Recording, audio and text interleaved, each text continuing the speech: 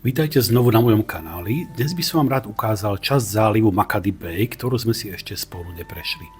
Toto je celý záliv, ktorý vidíte na mape a minule sme vlastne prechádzali v mojom videu. Sme sa prešli od rezortu Sunrise Tucana Resort, tejto časti, až po túto časť zálivu, kde sa nachádzajú hotely siete Jazz. Potom sme sa vrátili znovu tou istou cestou, preskočili sme časť pláže, ktorá patrí hotelu Fort Arabesque a zostáva nám prejsť alebo venovať sa tejto časti, severnej časti Makadi Bay, kde sa nachádzajú hotely siete Red Sea Hotels. To video, ktoré som spomínal, kde sa nachádzajú, ktoré sme si prešli prvú časť pláže alebo podstatnú časť pláže Makadi Bay, to je toto video. Potom by som ešte v krátkosti možno k môjmu kanálu povedal, čo na ňom všetko nájdete. Takže nájdete tam rôzne recenzie 6 egyptských hotelov, ktoré som zatiaľ za posledné 3 roky stihol spraviť. Recenzie sú vždy v dvoch jazykových verziách, sú v angličtine a v slovenčine. Posledný z hotelov, ktorý som recenzoval, bol hotel Grand Waterworld Makadi. Samostatné video nájdete na mojom kanáli. V hoteli sme boli v novembri, čiže je to relatívne nové video. A úplne najnovšie videá je vlastne video z celodenného výletu do historických lokalít Abydos a Dendera. To je toto video v slovenskej verzii, tu aj v anglickej verzii. Ak by som ešte vám mohol niečo odporúčať, tak na YouTube nájdete dve výborné videá, ktoré sú zábery z dronu na celý Makadi Bay, alebo teda podstatnú časť zálivu Makadi Bay. A je tam v detaile aj časť, ktorú spomínam, ten severný cíp alebo severnú časť zálivu, kde sa nachádzajú hotely alebo pláže, ktoré si spolu prejdeme v mojom samostatnom videu. Toto je druhé video, ktoré je tiež zase z trochu iného pohľadu zosnímané a tiež tam vidíte vlastne severnú časť zálivu a všetky hotely siete Red Sea Hotels. Takže to sú videá, ktoré vám naozaj odporúčam prejsť si. Tu nás sme teraz znovu na mape a ako som spomínal, prejdeme si časť zálivu. Tu na táto časť naľavo patrí k hotelu Grand Waterworld Makadi. Tej sa tu nebudem venovať, pretože ako som spomínal na mojom kanáli, máte samostatnú recenziu hotela Grand Waterworld Makadi alebo Sunwing a v tej si nájdete takisto aj dosť detailné zábery z pláže.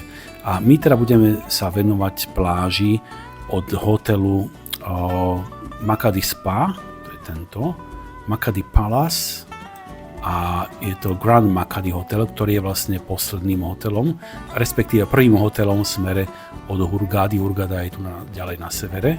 Takto. A ten záliv končí, alebo teda hotely, pláže končia mólom, týmto Makadi mólom, ktoré uvidíte tiež na zábere. Takže toľko k tomu úvodu a poďme na to.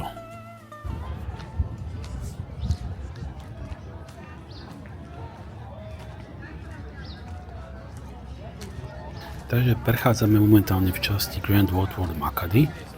O chvíľočku bude končiť náš areál. Tu je plážový bufet, ktorý patrí Waterworldu, alebo teda hotelu Sunwing.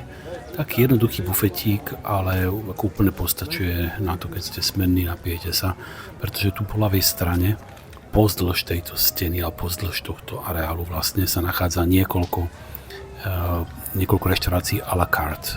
Myslím, tu je mexická, ďalej je švajčiarsko-rakúska alebo švajčiarsko-nemecká. Takže tých à la carte reštaurácií v areáli viac a kto sa potrebuje nájsť, tak kľudne môžete na obed alebo teda v čase kedykoľvek počas dňa môžete prísť bez rezervácie, bez ohlásenia do reštaurácie a dostanete bežnú ponuku, môžete si vybrať z meníček, ktoré tam majú. Na večeru sa musíte nahlásiť deň vopred do každej à la carte, ktorá sa nachádza v areáli hotelu Sunwing. Neviem, ako to funguje u ostatných hotelov, siete, ktoré sa nachádzajú v tejto časti, v siete Red Sea Hotels, pretože tie sú tu na 4 alebo 5 ich tu je dokonca v tejto časti, severnej časti zálivu. Toto je vlastne koniec našej pláže Grand Waterworld Makadi a o chvíľočku sa dostaneme k pláži k susedného hotela Makati Spa. Makati Spa je hotel, ktorý je najdrahší z týchto 4 alebo 5 hotelov, ktoré sú tu na. To je tá vešička, ktorú tam vidíte, to už je naľavo, to už je Makati Spa. Prechádzame cez našej pláže až snad nakoniec ku Grand Makati. Uvidím, ako sa mi to podarí, lebo za chvíľu zapadá slnko.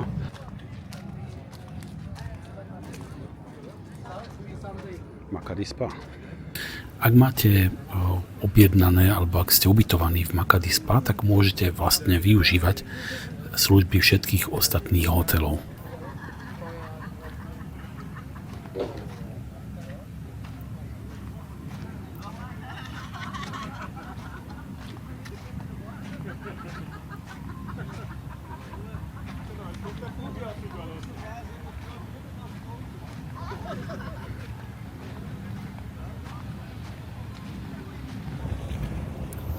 Tu sa môžete prechádzať, ako som spomenul v tom spomínanom staršom videu, alebo nedávnom videu.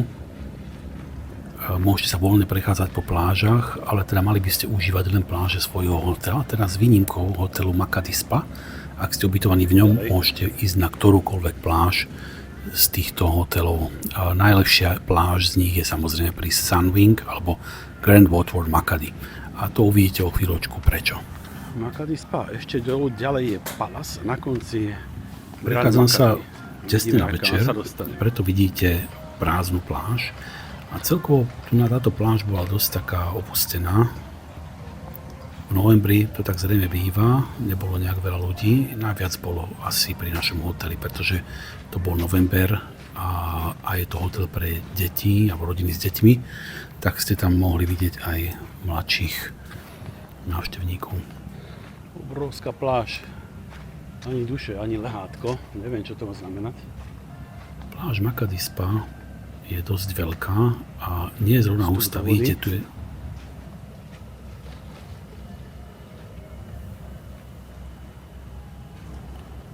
Tam bol taký veľký priestor voľný. Neviem, prečo to nemajú úplne obsadené. Zrejme to nie je potrebné. Asi návštevníci Makati Spa zrejme relaxujú viac pri bazénoch alebo v tých kúpeľných zariadeniach hotela.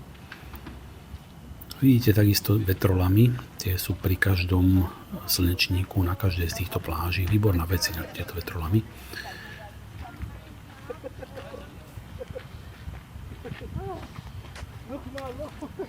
Vetrolamy oceníte. No a tieto hotely, okrem Sunwingu, majú proste takýto vstup do vody. Buď sú tam schodíky, alebo bez schodíkov je taký nejaký výrez spravený z pláže a voľne vstupujete postupne do mora. Uvidíte to v tých ďalších hoteloch. Je to veľmi podobné v každom z nich. Počas nášho pobytu v začiatku novembra som nezaznamenal nejaký výrazný odliv, ináč tu už som videl v apríli, napríklad na jar, viackrát som tu videl dosť výrazný odliv, proste voda po členky, ak vôbec. Nie je to úplne ideálna voľba tieto pláže alebo pobyt v týchto hoteloch. Ak chcete mať permanentne normálnu vodu bez nejakého výrazného odlivu, tak treba zvážiť, že do ktorého hotelu je asi najlepšie ubytovať sa. Ale teda, ak to nie je pre vás dôležité a nie je to hlavné kritérium, tak je na vás, ktorý z tých hotelov si vyberiete. Ináč tuto sa dá prechádzať voľne aj večer. Nemusíte nikam chodiť, stačí, keď sa prechádzate vlastne v areáli týchto 4-5 hotelov a okolo bazénov, ale teda samozrejme nedostanete žiadne občerstvenie, ak nie ste ubytovaní v Makati Spa. Musíte samozrejme vždycky len v tom svojom hoteli. Ale teda po areáli sa môžete pohybovať aj večer voľne a nikto vás nejako nebude upozorňovať, že proste nie ste ubytovaní v tomto hoteli. Pokračujeme ďalej. Táto prechádzka, myslím si, je prejsť až k mólu Makati pri hoteli The Grand Makati. Je takých asi 10 minút dobrej chôdze. Ináč celá prechádzka úplne od móla Makati až po koniec Makati Bay na juhu je po posledný hotel zhruba asi 30-35 minút takej reskej chôdze. Tu vidíte, ten piesok je taký silne udopaný. Nebudete sa do neho zabárať. A táto časť móla alebo táto časť pláží je dosť náveterná, čo vidíte aj teraz, sú nejaké vlnky, hoci nebol silný vietor, tak možno pri šnorchli by vám to mohol robiť trošku problém. Šnorchel je vlastne tu na pozdĺž koralového rífu, alebo koralov, ktoré idú v plynule od móla Makady pri Grand Makady hoteli až po Grand Waterworld Makady. A potom už končí taký súvislý pás rífu a nasledujú také koralové ostročky, ktoré sú pri hoteli Prima Life alebo pri Fort Arabesque. Tam je taký krásny šnorchel aj v pličej vode, koralové ostročky aj pre menej zdatných alebo menej odvážnych šnorchlistov. Toto je proste iný šnorchel, každý hotel má, alebo každá časť zálivu má iné podmienky, tak treba si pozrieť, naštudovať si prvne, si objednáte nejaký hotel, pozrieť si to veľa videí, prečítať si recenzie, aby ste našli to, čo naozaj očakávate. Naľavo sú rôzne obchodíky, ktoré sú otvorené aj večer, preto večer je tá prechádzka v podstate taký príjemný relax. Nemusíte vychádzať nikam z rezortu, mimo hlavnej brány rezortu, ale môžete sa voľne prechádzať pomedzi týmito hotelmi.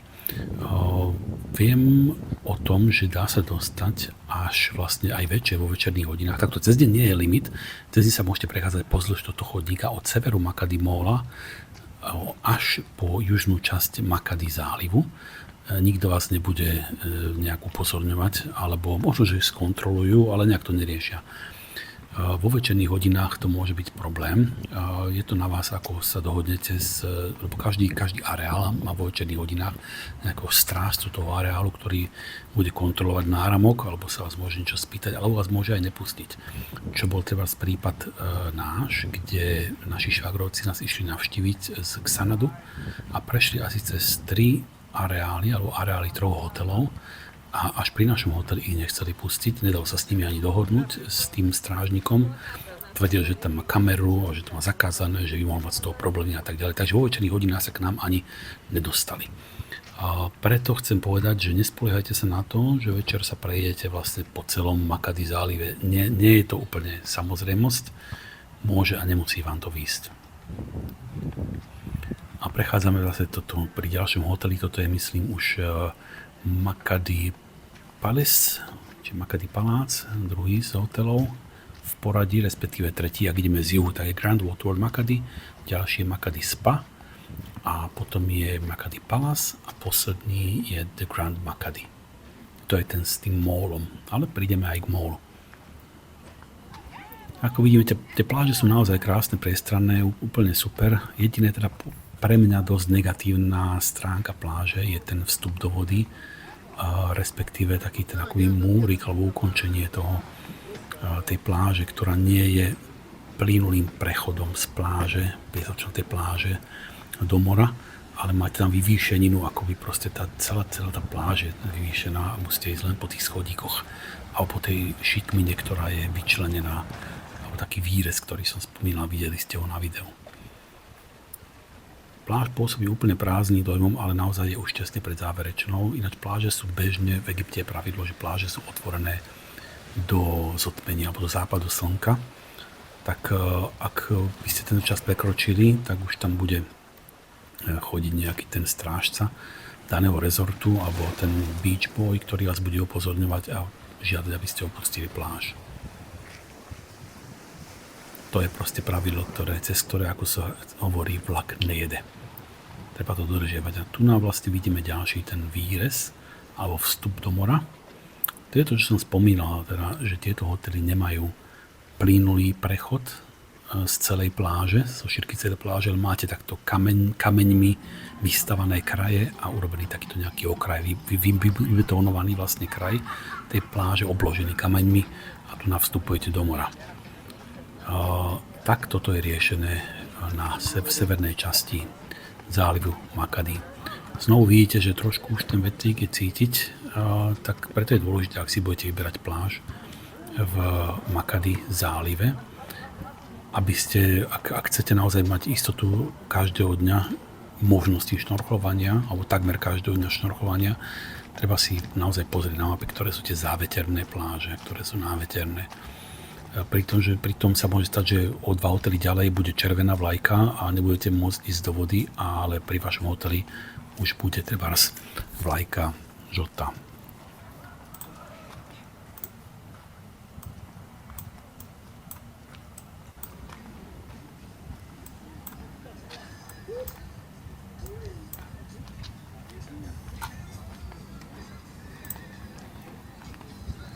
Pokračujeme ďalej.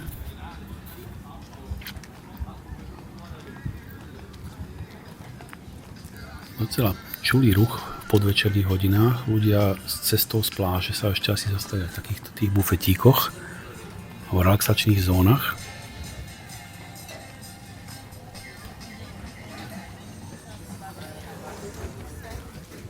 Stále slnko je ešte tesne nad obzorom, ale nebude trvať dlho a o chvíľočku zájde. Obrovský priestor, široké chodníky. Myslím, táto časť Makady, vôbec ako Makady, je pre mňa osobne najzaujímavejšia časť oblasti Hurghady, kde máte tieto možnosti, o ktorých som hovoril, a hlavne teda samozrejme ten šnorchel, ten tam je skoro všade, skoro pozdĺž celej pláže, od celého zálivu, s rôznymi podmienkami, niekde je slabší, niekde je lepší, ale vždy je tam aspoň aký taký. Na rozdiel teda od Hurghady alebo Salah Hashish, ktorý je ďalší záliv, hneď kúsok severne od nášho zálivu, od Makady. Tam ten šnorchel je veľká vzácnosť. Treba si naozaj zvážiť, čo chcete, aké máte priority. No a toto je posledný vstup do mora, na konci vlastne pred mólom a posledný pohľad na prázdnu pláž pred záverom dňa.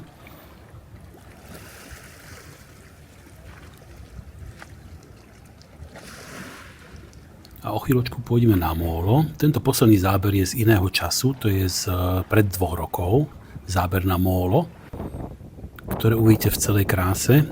Tu je vlastne vstup na šnorchlovanie a teraz máte možnosť vidieť, ako to vyzerá na konci móla a o chvíľočku vidíte, ako sa šnorchluje tu na z móla.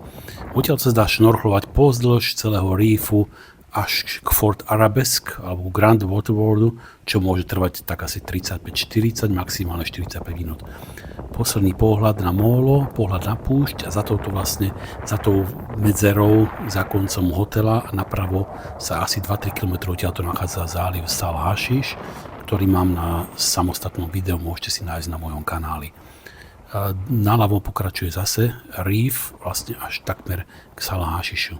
Takto to vyzerá, keď sa šnorchluje v plnej paráde na móle alebo z móla. Vážení, ďakujem pekne za vašu pozornosť a teším sa s vami na ďalších videách.